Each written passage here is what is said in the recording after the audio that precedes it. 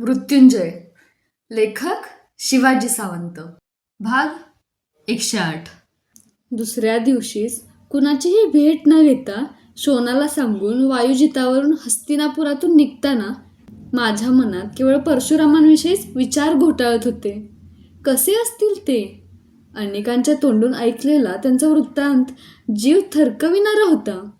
क्षत्रिय द्वेष्टे, शीघ्रकोपी आणि लहरी असं सर्वांनी त्यांचं वर्णन केलं होतं. श्रीकृष्णानं मामाचा वध केला होता तो अन्यायी होता म्हणून, पण परशुरामांनी प्रत्यक्ष आपल्या मातेचा, रेणुकीचा वध केला होता पित्याची आज्ञा म्हणून. ते पितामहांचे तर धनुर्वेदाचे गुरु होते आणि 21 वेळा कार्तवीर्यांच्या 100 पुत्रांचा नाश करण्यासाठी त्यांनी हैहय राजांना सरळ धूळ चारली होती. शेवटी एवढा पराक्रम करून धारण केलेलं राज्य आपले गुरु कश्यप ऋषी यांच्या चरणांवर दुंदुभीच्या टिपरीसारखं फेकून ते महेंद्र पर्वतावर आश्रम स्थापून स्थिरावले होते. अशा ऐकतानाच भयावह वाटणाऱ्या महापुरुषाकडे मी चाललो होतो. मन त्यांची काल्पनिक मूर्ती रेखाटत होतं, पण ती काही नीटशी जमत नव्हती. घोडा महेंद्राकडे धावत होता. जाताना लागणारे मार्ग दिग्विजयात पायांखालून गेलेच होते म्हणून कुठलाही सांगाती न घेता मी एकटाच निघालो होतो. मार्गात पांचाल, काशी, पूर्व दशार्ण अशी राज्य लागणार होती. कुठल्याही देशाच्या राजनगरात थांबण्याची आता इच्छा नव्हती. कुठल्याही मंदिरात उतरायचं, विश्राम घ्यायचा आणि वाटचाल करीत शक्य तितक्या लवकर प्रथम महेंद्र पर्वत गाठायचा असं मी ठरविलं. महेंद्र पर्वत कलिंग राज्यात असल्यामुळे मला अधिक पेच पडला होता. राजा भानुमंतासह सर्व नगरजन मला तिथं पूर्ण ओळखू शकले असते. म्हणूनच संध्याकाळच्या दुसर समयी मी त्यांच्या राज्यात प्रवेश करणार होतो. एखादा विश्वासू नगरजन बघून वायुजिताला त्याच्या स्वाधीन केल्याशिवाय महेंद्र चढता येणं मला शक्य नव्हतं. प्रवासाच्या अशा योजना आखीतच मी पांचालांच्या राज्यात आलो. कांपिल्य नगरातील सुदामांची गंगेकाठची समाधी मला मोहवू लागली. पण जर कुणीही मला तिथं पाहिलं असतं तर पांचालराज द्रुपदाला वार्ता देऊन माझा पुढचा प्रवास थांबविला असता. त्यांचं स्वागत आणि आदरातिथ्य स्वीकारण्याइतकाही आता मला अवसर नव्हता. मन महेंद्र पर्वताच्या दर्शनासाठी नुसतं आसुसलं होतं, ब्रह्मास्त्रासाठी तळमळत होतं. म्हणूनच कुणालाही चाहूल न देता मी पांचाल देश सोडणार होतो. तरीही काही चिकित्सक पांचाल संशयी दृष्टीनं माझ्याकडे टवकारून पाहत होते. कानांची छेदलेली पाळी पाहून नकारदर्शक मान डोलवून जात होते. अंगावरची राजवस्त्र इतरांचं लक्ष वेधून घेणार म्हणून ते एका संन्याशाला देऊन मी त्याची वस्त्र मागितली. आपली भगवी वस्त्र माझ्या हाती देताना तो म्हणाला, या वस्त्रातही कुठंतरी माझी आसक्ती अडकून राहिलेली आहे की काय याची परीक्षा घेण्यासाठीच परमेश्वरानं तुला माझ्याजवळ धाडलं आहे. घे, ही वस्त्र घे आणि तुझी ती मौल्यवान राजवस्त्र गंगेला अर्पण कर. जा. त्यानं भिक्षेच्या झोळीचं वस्त्र लज्जा रक्षणासाठी कट्टीभोवती गुंडाळून माझ्या हाती आपली भगवी छाटी दिली. ती अंगावर धारण करताना माझं मन त्याच्या उदात्त विचारांनी दबून गेलं. त्याचा आदर राखण्यासाठी म्हणून कांपिल्यनगर सोडताना मी माझी राजवस्त्र गंगेला खरंच अर्पण केली. आता मनात कसलीही खळबळ नव्हती, कसलाही उद्रेक नव्हता. अंगावर भगवी वस्त्र होती, वर निळं आकाश होतं, समोर महेंद्राचा मार्ग होता. कांपिल्यनगर सोडून काशी राज्याकडे चालू लागलो. आता मी दिग्विजयी सेनापती नव्हतो. माझ्या मागून लक्ष योद्धे नव्हते.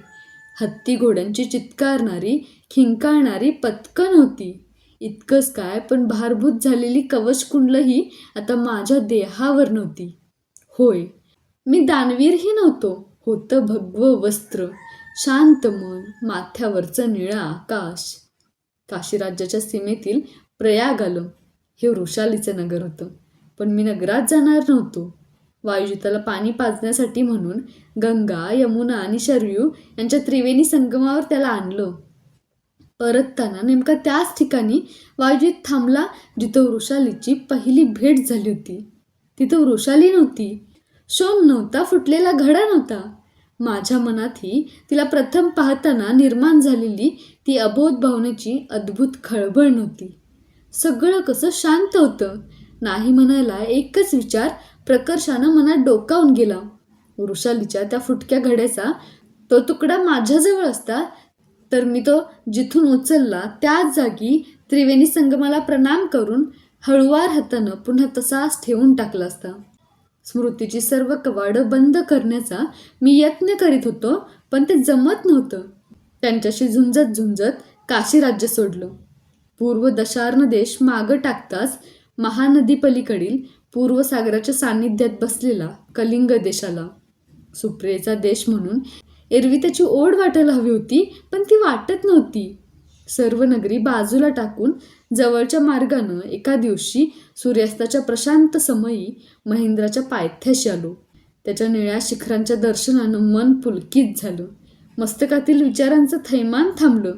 आता सर्व विसरायचं. तो आखाडा, ते स्वयंवर, ते द्यूत, तो दिग्विजय, ते दानसत्र, ते कवच कुंडलं. सर्व विसरायचं. मनाचा निर्धार केला शिष्य म्हणून परशुरामांच्या आश्रमासमोर उभं राहण्यासाठी. त्या निर्धारानं पण विनम्रपणे पर्वतशिखर चढायचं होतं. खांद्यावर नांगर टाकून परतणाऱ्या एका कृषीजनाच्या दर्शनानं वायुजिताचा प्रश्न मिटणार म्हणून माझं मन निर्घोर झालं. पायथ्याशी शेती करून राहणाऱ्या त्या कष्टकऱ्यानं वायुजिताची व्यवस्था चांगली राखली असती. भोवतीच्या लुसलुशीत गवतात चरायला सोडून त्याच्यावर दृष्टी ठेवली असती. त्याला खरारा केला असता. कृषीवरा, मी येईपर्यंत माझा हा अश्व तू जतन करशील काय? मी त्याला थांबवून वायुजिताच्या पाठीवर थाप मारीत प्रश्न विचारला. वायुजिताची धवलपाठ क्षणभर थरथरली.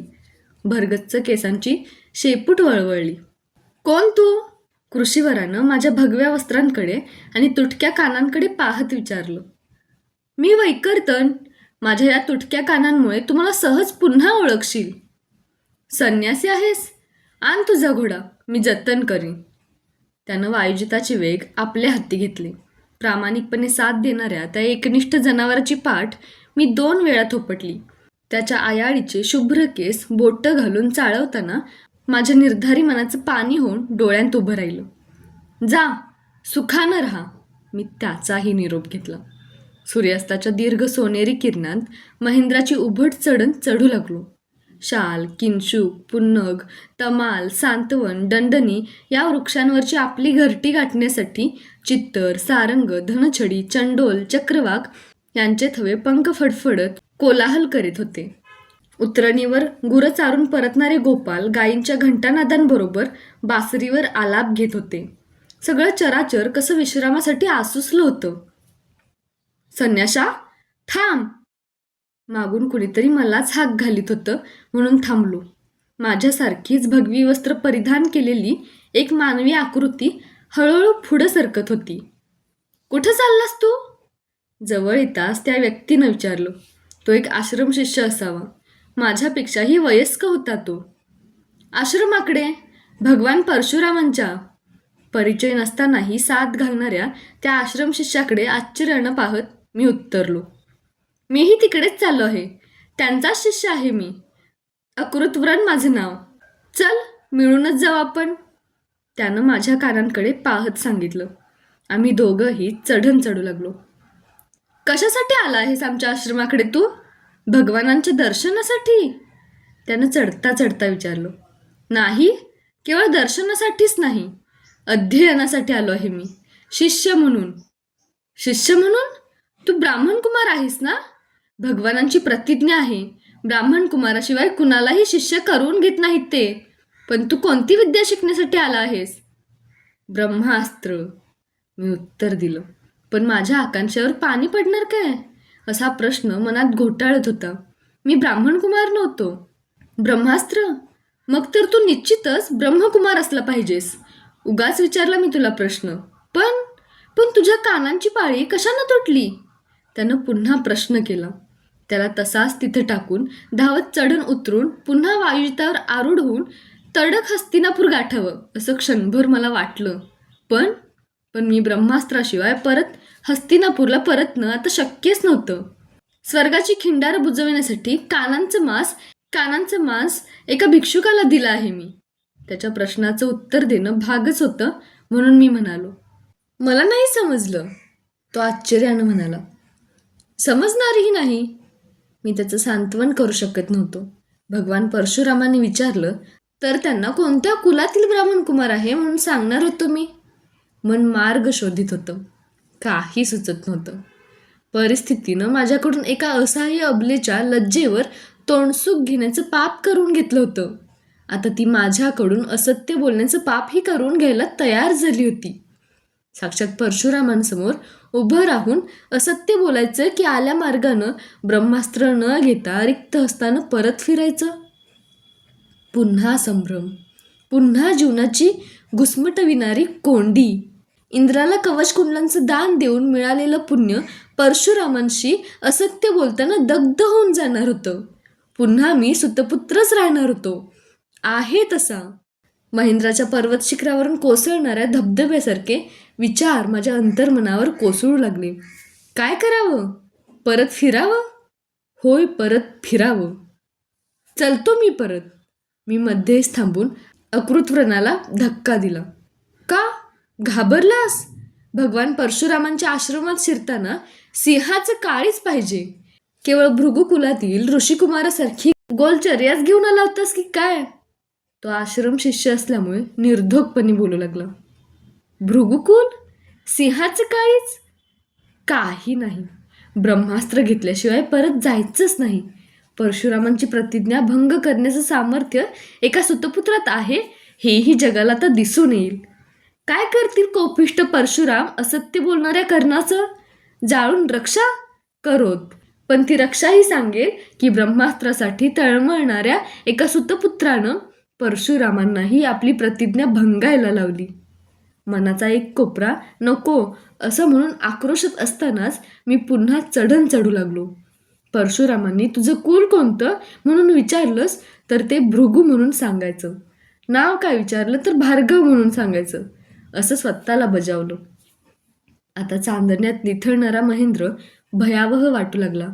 कारण भक्ष्य शोधण्यासाठी बाहेर पडलेली श्वापदं गर्जना करीत चांदण्यालाही थरकापू लागली.